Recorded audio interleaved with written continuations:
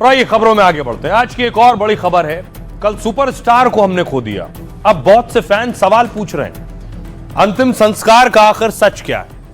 आपको याद होगा कल सिर्फ एक तस्वीर सामने आई, ये एम्बुलेंस की, जिसमें आगे धूनी लेकर एक शख्स बैठा था, जिससे पता चला कि धर्मेंद्र जी का निधन हो गया है। और एम्बुलेंस सीधे शमशान घाट पहुंची और पता चला कि उनका अंतिम संस्कार भी हो गया, मुखाग्नि भी दी जा चुकी है। और आज की एक तस्वीर आई, जो मैं तस्वीर आपको दिखाऊं, विले पार्ले शमशान से आई, जहां सनी देओल के सुपुत्र इस गाड़ी में बैठे हुए हैं। करण देओल, आप देखिए अंदर उनके हाथ में अस्थि कलश है। यह तस्वीर जो आप देख रहे हैं, धर्मेंद्र जी की अस्थियां हैं इस कलश में। एक ये तस्वीर सामने आई है। अब उनके फैन सवाल पूछ रहे हैं कि अपने हीरो को एक बार देख लेते, एक बार उनके अंतिम दर्शन कर लेते, एक बार उन्हें आखिरी विदाई दे देते। बहुत भावुक है दिल। मेरे पास आज एक बॉलीवुड का सितारा नहीं रहा। ऐसा लगता है मेरे दादा थे, वो दादा, मैं दादा ही बोलूँगा उनको। और वो मेरे को रोना आ रहा है कि मैं उनको इतना पसंद कैसे सिर्फ है, मैंने उनको देख के बहुत कुछ सीखा हूँ मैंने। आज मेरे से कुछ खो गया है, मेरे जीवन से कुछ कोई चला गया है। का जो शूटिंग चलता था वहाँ मैं पहुँचा हूँ, बहुत बार उन्होंने खाना दिया है, मतलब समोसा वगैरह हमारे लिए बाट। एक जिंदा इंसान थे, उनके जैसा जिंदा इंसान, जिंदा दिल इंसान बॉलीवुड में नहीं है और ना ही हैंडसम हीरो है। न अंतिम दर्शन, न अंतिम विदाई और न राजकीय सम्मान से हुआ अंतिम संस्कार। फैंस सकते में हैं, वो गम और गुस्से में हैं और कह रहे हैं उनका सुपरस्टार ऐसे तो विदाई का हकदार नहीं था। अपने घर को, अपने गांव को वो कभी नहीं भूले। बहुत दुख हो रहा है आज। हर साल बर्थडे मनाते हैं, अभी भी तैयारी थी उनकी 8 नवंबर की बर्थडे मनाने की, लेकिन अब वो नहीं रहे तो हमें तो बड़ा अफसोस है, दुख लग रहा है। भी बंदा यहाँ से जाता था उनके पास बॉम्बे में, वो बहुत रिस्पेक्ट करते थे, उनको अपने पास रखते थे। धर्मेंद्र सिर्फ फिल्मों के बड़े सितारे नहीं थे, वो सांसद रह चुके थे और पद्म विभूषण से भी सम्मानित थे। इतनी बड़ी हस्ती का फिर गुमनाम तरीके से अंतिम संस्कार कैसे हो गया? लाखों फैंस को अपने स्टार को अंतिम विदाई देने का मौका क्यों नहीं मिला? और आइए अब आपको बताऊं क्या वजह है। बहुत से लोग बहुत सी बातें कर रहे हैं, लेकिन सच क्या है? आखिर ऐसा क्या हुआ? गुपचुप अंतिम संस्कार क्यों, लोग सवाल पूछ रहे हैं। दोपहर 1 बजे धर्मेंद्र जी के बंगले के बाहर एम्बुलेंस देखी गई। इसके बाद खबरें आई कि धर्मेंद्र जी की तबीयत बिगड़ी है। फैंस अपने चहेते स्टार की तबीयत के बारे में जानना चाहते थे। तभी खबर आई कि उनका अंतिम संस्कार कर दिया गया। उनका पार्थिव शरीर अंतिम दर्शन के लिए क्यों नहीं रखा गया, लोग ये सवाल कर रहे हैं। इतने बड़े सितारे की अंतिम यात्रा क्यों नहीं निकाली गई? गुपचुप तरीके से धर्मेंद्र जी का अंतिम संस्कार क्यों किया गया? अब रिकवर कर रहे थे, फिर भी निधन कैसे? धर्मेंद्र जी को 12 नवंबर को हॉस्पिटल से डिस्चार्ज कर दिया गया।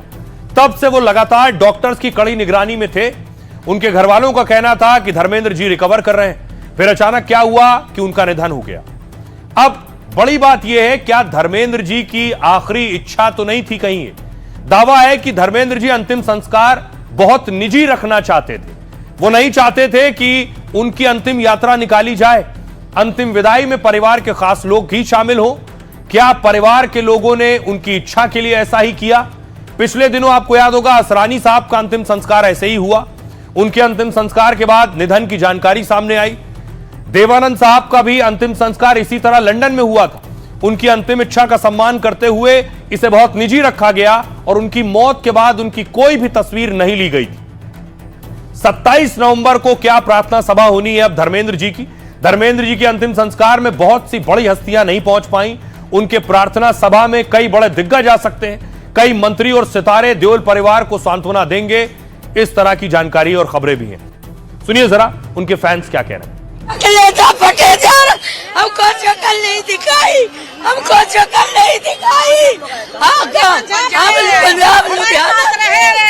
लुधियाने से आए, हमको शक्ल नहीं दिखाई। दिल्ली से आए एक बार देखने को दे दो, एक बार मुझे मेरे बाप ने ये शुरू से, मेरा पापा ने ये, मैंने पापा बोला बना, मेरे को एक बार दिखा दो मुझे, मैं बहुत प्यार करती हूँ। सभी को यही एक ही मासूमियत है कि उनका आखिरी दर्शन उनके नहीं हुए और उनका जो अंतिम जो खुशनुमा चेहरा था वो हम देख नहीं पाए। हमने ऐसा जगह रखा था घर के बाहर, कम से कम लोग देख सके कि हाँ धर्म जी तो इतने बड़े स्टार है, आप 65 साल से लोगों को चाहते हैं, अपने सोशल मीडिया में भी एक्टिव थे, लेकिन अब यही है, दुख तो हो रहा है। सोच के आया था कि हम लोग जहाँ उनको इंतकाल, जहाँ उनको ले गए थे, तो वहाँ गया था। मैं सोचा हमको देखने मिलेगा, मेरा भाई भी छोटा साथ में आया था, ये साहब गुजरात से आए, तो हमको देखने मिलेगा ऐसा सोचे थे, पर ऐसा कुछ हुआ नहीं। उनको इतनी जल्दी उनको सब कर दिए, कुछ थोड़ा दुख क्या हुआ। याद है? ऐसा लग रहा है कि एक बात की अच्छे से करना चाहिए फैंस को सब। एक बार लास्ट बार वो डेथ हुए हैं, हाँ, तो एक बार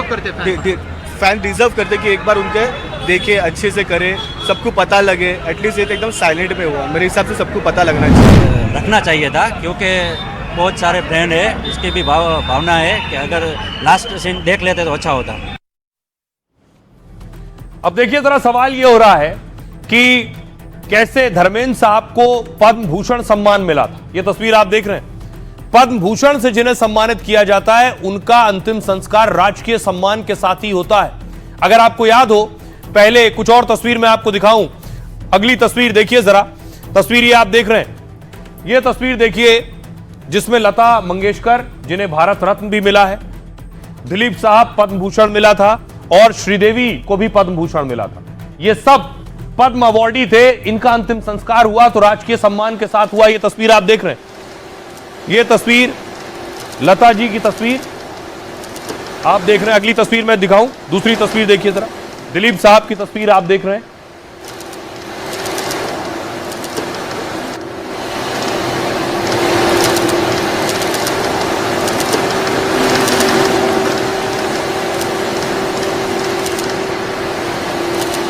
आइए, जितने बड़े लोग हैं जिन्हें पद्म अवार्ड मिला है, इन सब का अंतिम संस्कार राजकीय सम्मान के साथ हुआ।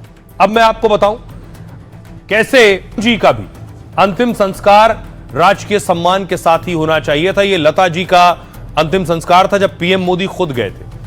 भारत में राजकीय सम्मान को लेकर कोई कानून नहीं, लेकिन इसका फैसला गृह मंत्रालय या राज्य सरकार करती है।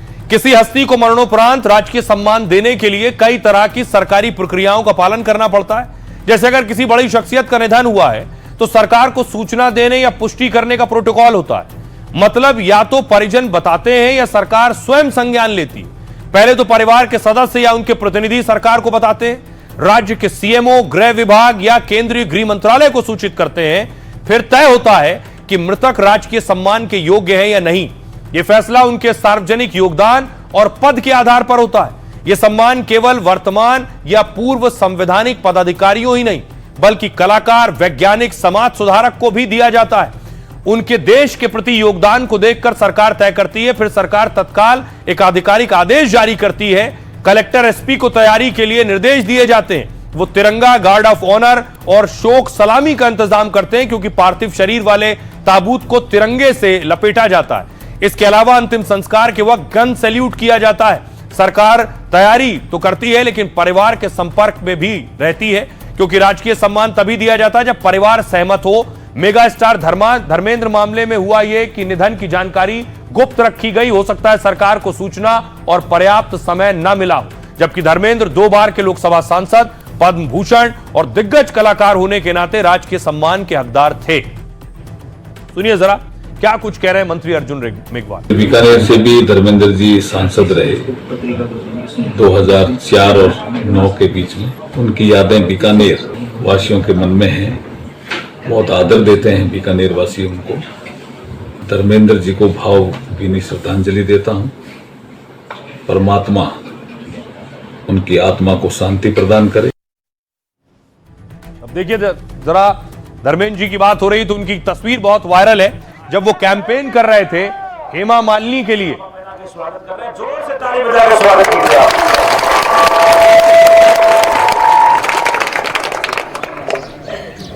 धर्म के भाई बहनों, बच्चे, अब मैं आपको बताऊं कि कुछ चीजें जो हेमा मालिनी और धर्मेंद्र से जुड़ी सबसे ज्यादा जिस पर बात की जा रही है, दोनों की लव स्टोरी, आखिर दोनों कैसे मिले। ही मैन और ड्रीम गर्ल की लव स्टोरी एकदम फिल्मी। बात 1965 की है, जब धर्मेंद्र और हेमा मालिनी मिले।